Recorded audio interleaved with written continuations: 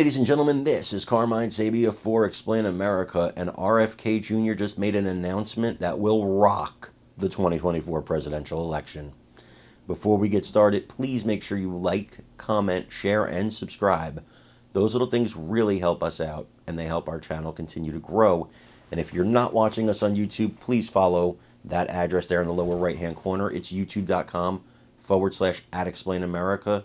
Go there, hit subscribe, absolutely free. It really helps us to keep spreading the conservative message. RFK Jr. has been talking about this a lot, and now it's no longer deniable. You can't deny it any longer. What's happening to him at the hands of the Democrat Party and the Kamala Harris campaign is horrible.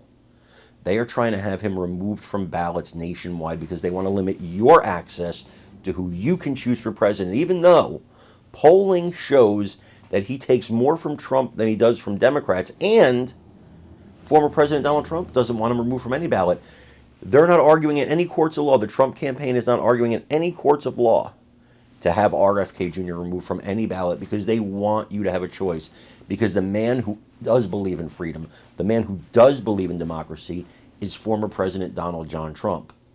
The people who install the candidate after Democrats voted for somebody else, install the candidate and now are telling you to vote for her to save democracy, are the people who don't believe in democracy. That's what RFK Jr. is talking about here in this interview with Sean Hannity. Biden and Harris have been the real danger to democracy, and Harris will continue to be a danger to democracy because what they really want is a one-party totalitarian state, in my belief. My opinion, you don't have to share it, but that's my opinion. And I think it's RFK Jr.'s opinion too. Let's listen to him and tell me what you think in the comments. But even though it almost seems to be a wash, whether you're going to draw from Republican or Democrats, why are Democrats so fiercely against you when you've been a loyal Democrat your whole life? Yeah, I mean, I actually take slightly more votes from Donald Trump than from the Democratic Party, and Donald Trump, I've actually talked to him about it. He knows that. He has not tried to get me off of any ballots. The Democrats have tried to get me off the ballot in every state. Sean, I've done something that everybody said that I couldn't do. We now have enough signatures to get on the ballot in every state. And the District of Columbia, we have over 1 million signatures, more than any presidential candidate in history. They made it insurmountable, and yet we were able to achieve it. In New York State, you had to get 45,000 signatures. We got 150,000. The Democrats knew that, the DNC knew that they couldn't challenge my signatures. So they raised a frivolous issue saying I don't really live in New York State. Meanwhile, I vote in New York State. I've been voted in New York State my entire life. I've never voted anywhere else.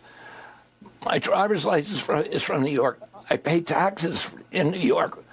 My law office, my only law office is in New York. My law license is in New York.